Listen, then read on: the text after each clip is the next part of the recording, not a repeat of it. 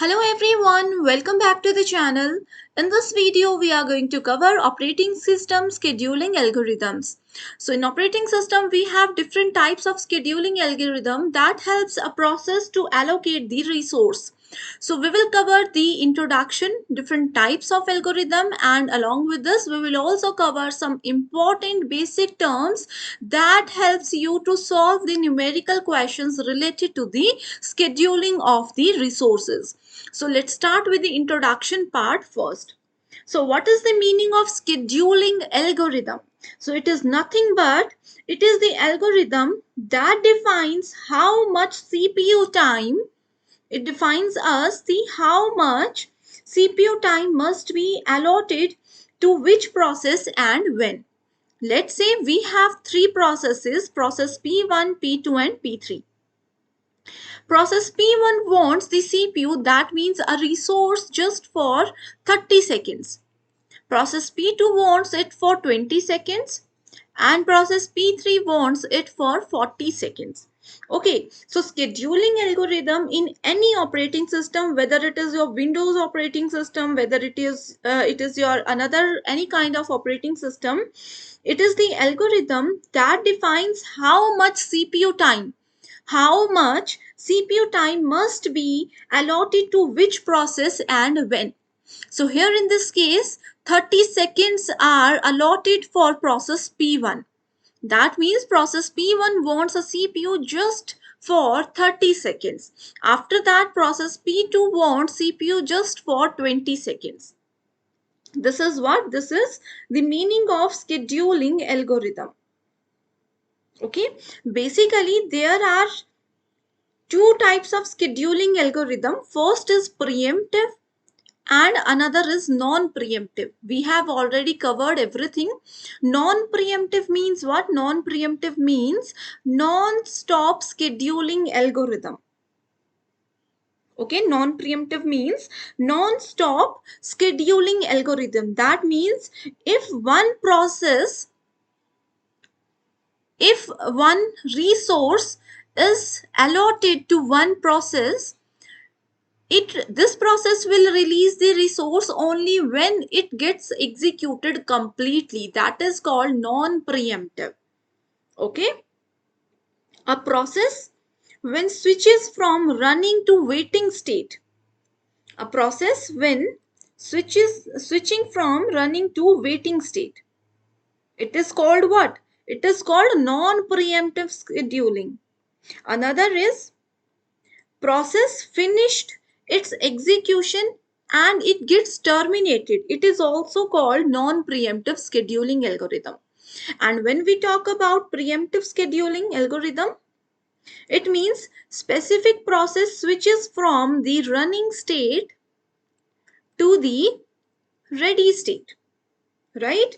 And another point here is specific process switches from waiting state to the ready state. Remember one point, whenever a process is going to the ready state from any particular point, then it is always the preemptive scheduling algorithm.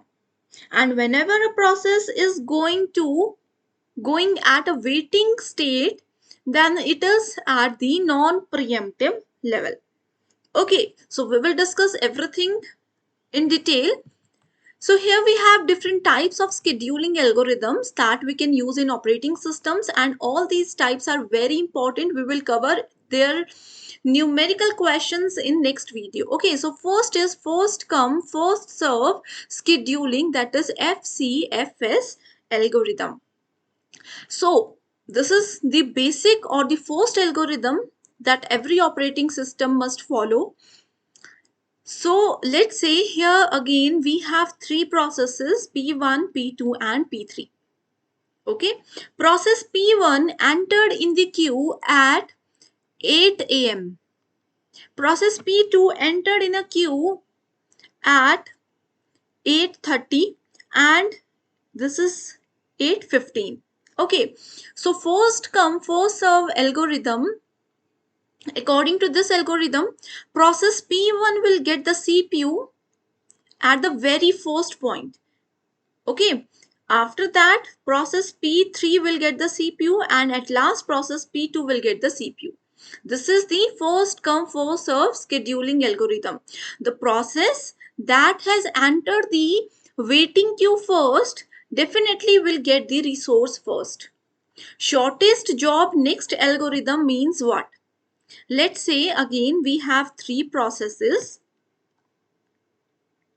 Shortest job next means process P1 wants the CPU just for 30 seconds. It wants a CPU for 40 seconds and P3 wants a CPU for 10 seconds. Shortest job first means the process that has the smallest time that will get the resource means that will get the CPU first. Okay, priority scheduling means what? The process that has the highest priority element will get the CPU or will get any other resource first. Shortest remaining time, the processes when in the waiting queue has the shortest remaining time left will get the resource first. Let's say after this execution After this execution, process P3 get completely executed. Process P2 has remaining time of 10 seconds and it has a remaining time of 5 seconds. So according to shortest remaining time algorithm, the process P1 will get the CPU first because it has the lowest or the shortest remaining time left. Round robin is one of the most important and most interesting type of algorithm. Okay, whenever students we talk about time quantum, most of the questions in examinations are asked from the round robin scheduling. Whenever we talk about time quantum, that means we are talking about round robin scheduling algorithm. Let's take an example here. Process P1, P2 and P3. Process P1, to execute the process P1, it will take 40 seconds, it will take 80 seconds and it will take, let's say, 30 seconds only. Okay, but in case of round robin, the processor or the resources are allocated based on the given time quantum. Let's say the time quantum here is 10 seconds only. That means whenever we allocate a process to we allocate a resource to the process is this want a resource for 40 seconds, but according to the question time quantum is 10 seconds only. So we can allot resource to process P1 just for 10 seconds. 30 seconds are remaining here. Also, then when we move to process P2, also for 10 seconds, that means 70 seconds are remaining. For 30 seconds, 10 seconds allocation is done. Then we left with only what, 20 seconds. So again, the CPU will be allocated to this, then this, then this, जब तक कि ये पूरा cycle complete नहीं हो जाता. So this is the round robin scheduling algorithm. It always uses time quantum. So first come first serve, shortest job first, and round robin. These three are very important numerical questions. Maximum times इन्हीं में से exam में आपसे पूछे जाते हैं. Okay, now let's just talk about some basic important terms. So first term we have is arrival time. Arrival time is always given in the question, numerical question. So when a process enters the ready queue, this is the arrival time. Whenever a process enters in a ready queue is called the arrival time. Finish time means finish time when process complete and exit from the system. Let's say process P1 entered in the queue at 8 and at 8 to it gets executed. So what is its arrival time? Arrival time is 8 and finish time means completion time is 8:2. Okay, this is very important point. Next we have burst time. Burst time or execution time. It is time required by the process to complete its execution, and it is also called the running time. So here in this example, what is the burst time or what is the execution time or running time? It is 2 minutes. क्योंकि 8 बजे system ने start किया था processing 8:02 तक. So 2 minute is here the burst time. In examination आपसे बार बार पूछा जाता है to find the burst time. So remember this important section. Burst time means completion time minus arrival time. So this is the formula. Next we have is waiting time. Waiting time. It is the amount of time that specific process needs to wait in the ready queue. Okay, let's say whenever process P1 is getting executed for 2 minutes. Okay, process P2 is waiting at the waiting queue. So process P2 ने कितनी देर wait किया? 2 minutes तक wait किया, क्योंकि 8 बजे से लेकर 8:02 तक process P1 अपना काम कर रही थी, तो इनको वेट करना पड़ा. That is called the waiting time. Okay, we will cover everything with numerical questions, don't worry. Next is response time.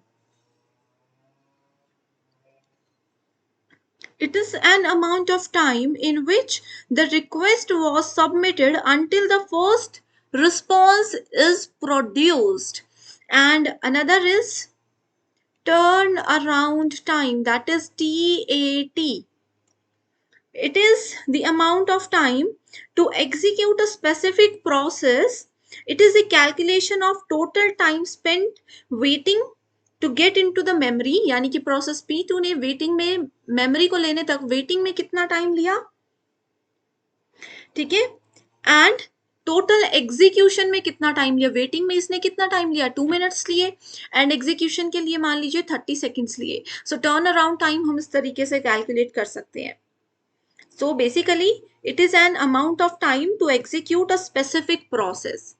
So all these are very important and basic terms that help you to solve the numerical questions based on all these algorithms. So in the next lecture, we will cover one numerical question based on first come first serve scheduling algorithm. So thank you so much for watching the session.